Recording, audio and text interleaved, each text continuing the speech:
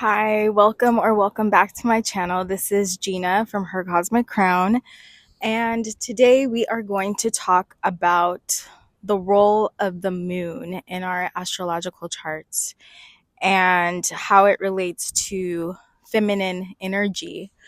And first off, I want to say every single person on earth, no matter how they identify, in terms of their gender, we all have both masculine and feminine energy.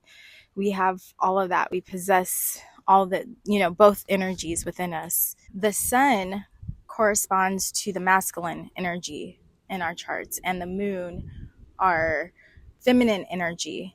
Now, the sun, we can look at that as the father or father figure in our lives. So when we look at someone's chart, we can see, the sun. We can look at the sun and get an understanding about the father or father figure in their life. And then the moon corresponds to the mother or the feminine energy. And so we can look at one's chart and see the feminine influence in their chart, their mother or mother figure. And in this video, though, I'm going to focus more on the feminine aspect because I have had some women ask me how they can embody more of their feminine energy because they feel like they're more in their masculine energy. So I wanted to touch on that today. The moon represents the nourishment we got, the nurturing we got from our mother or mother figure when we were babies. And the moon is so important. It's one of the most important planets in our charts. And also, by the way, to look at feminine energy, we want to look at the sign of Cancer and the fourth house as well.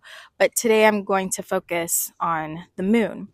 So the moon is receptive. It's about the receptive energy, whereas the sun is more about the doing. It's active. It's the active force. It has to do with our inspirations, pursuing things in life, our career, things like that, things that we do consistently in life. And the feminine is about receiving, right? And have you ever met people who have a hard time receiving? And this can be receiving compliments. So some women have a hard time receiving compliments, receiving gifts from others. But they're able to do their career very well. They're able to get promotions and, climb the corporate ladder, so to speak. So, so we might want to look at that person's moon if a person has a hard time receiving love first and foremost. Psychologically speaking, what can happen if a person's moon is afflicted in their charts? What can happen psychologically to this person, specifically a woman? Let's say that the mother wasn't able to give the child what they needed, the baby, when they needed it.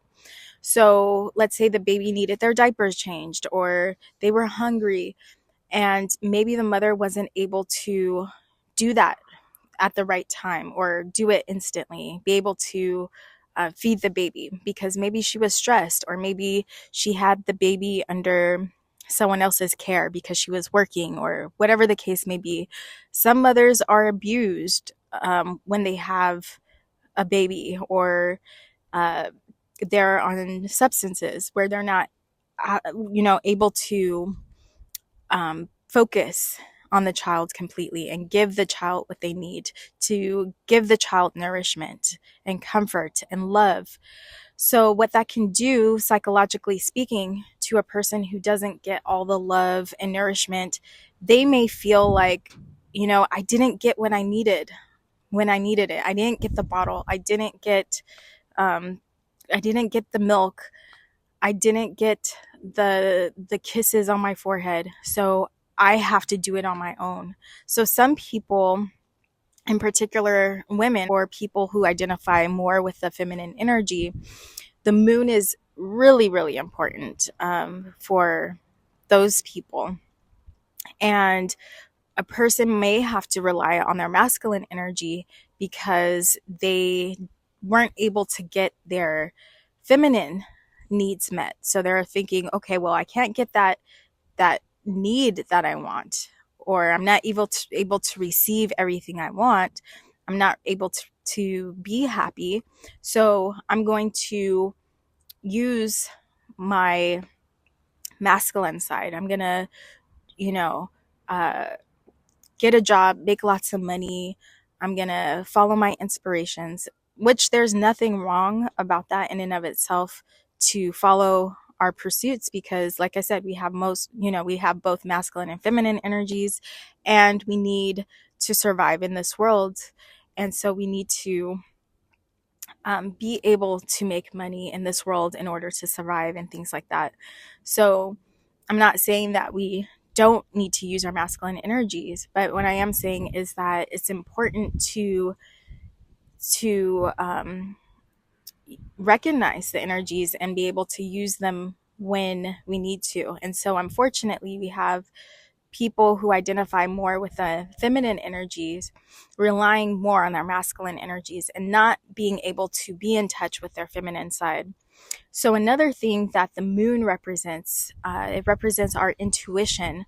So a lot of people are not in touch with their intuition because their moon might be afflicted in their chart. They didn't have a mother figure who kind of showed them how to follow their intuition and things like that. So that's what the moon represents.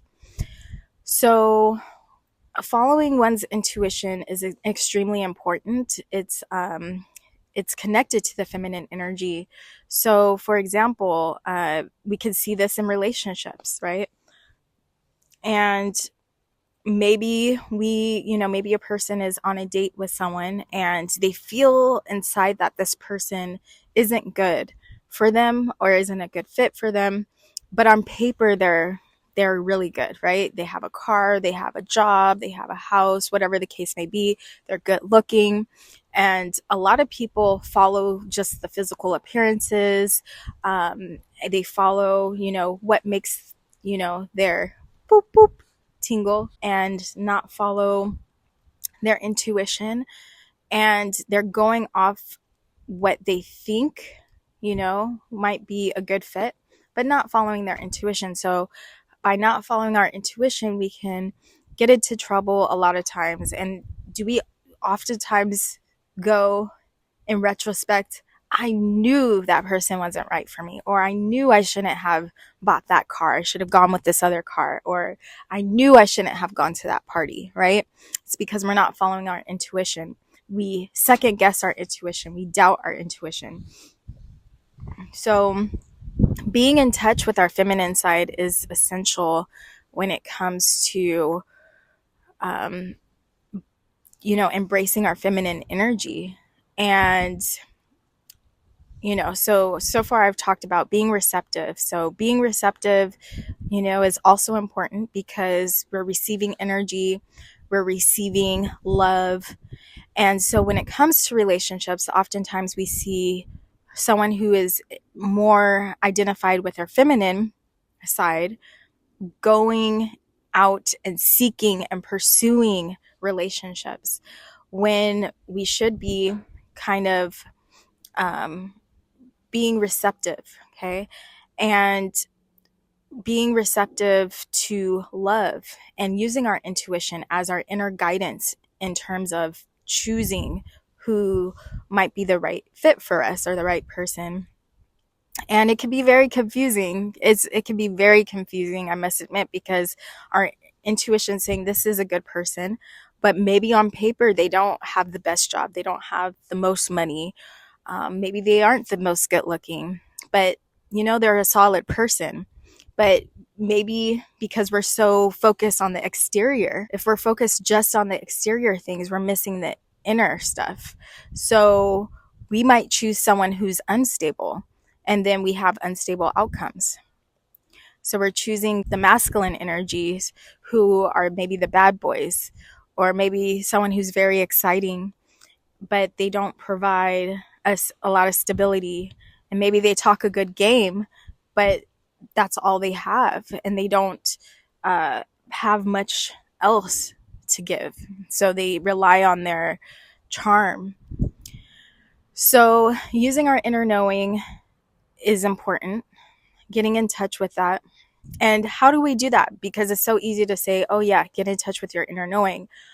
One way is to be introspective, and being introspective has a lot to do with the moon, our feminine energy, our feminine side, understanding ourselves, knowing ourselves. So especially if you identify with the more feminine energy, I absolutely encourage us, including me, to do the work, to do the inner work, to look within ourselves, to learn about ourselves. Self-knowledge is extremely important. We can do that through self-help books, astrology. Astrology was a big one for me. Going to therapy, healing our wounds, healing our mother wounds. It's starting to get dark. But a lot of us have mother wounds that we haven't healed from. Maybe we had a super critical mother. Another way we can be introspective is by reflecting. Okay, the moon reflects the light of the sun, right? So is by reflecting. We can reflect on our day, what happened today, how can I do better, our interactions, right? So I do this a lot. And it's like, okay, I didn't feel comfortable with that interaction I had today. How can I do better next time? Or I said something that felt kind of icky, right? How can I do better? So by reflecting, we can in turn do better. We can be better people and continue to grow, because the moon is about growing, essentially, right? It grows, it waxes and wanes. So it grows, and then there's something that we have to let go of when it's the waning period. When it's waxing, we're growing, we're developing. And so the moon is extremely important for our evolution and our self-growth. Being in our feminine energy is all about being in touch with our needs and just knowing our needs. So it's important to know what we need, to go within, and by going within, we can know what we need. We can know how we need to be nurtured. We can also know what happened during our childhood and our relationship with our mother, and just having that awareness of how we can heal and how can we do better as we embrace our feminine energy, and how we can continue to grow and attract people into our lives who are playing more of a healthy role in their energy. I just want to add to that at times we play more of the masculine role and other times we'll play more of the feminine role. It depends on the interactions we're having. If we're at work, you might be a manager, so you're a leader, so you might be playing more of the masculine role, but then when you come home, you're playing more of a feminine role, or maybe you're playing a masculine role sometimes feminine at home. And so it's important to just realize there's this ebb and flow with our energies. And I'm just talking about in general though, and how we can embody more of that feminine side and what that's like. So hopefully this helps. This is just to help with our awareness and our level of consciousness when it comes to the energies that are out there within us. And maybe I'll touch more on this topic later. This is just a little short video, like an introduction video on the moon and the feminine role, and how we can be more receptive and open to the good things in our lives. Because some of us struggle with accepting the good things in our lives. We want to pursue the good things in our lives without letting it come to us. So I believe if we work on ourselves, have the self-knowledge, improve our self-image, then we can better attract the good things into our lives instead of constantly having to work for those things and pursue things. But let me know if you have any questions on this topic, and maybe I'll do another follow-up video on how to embody the feminine energy within our charts. And I'll see you in the next video. Take care. Bye.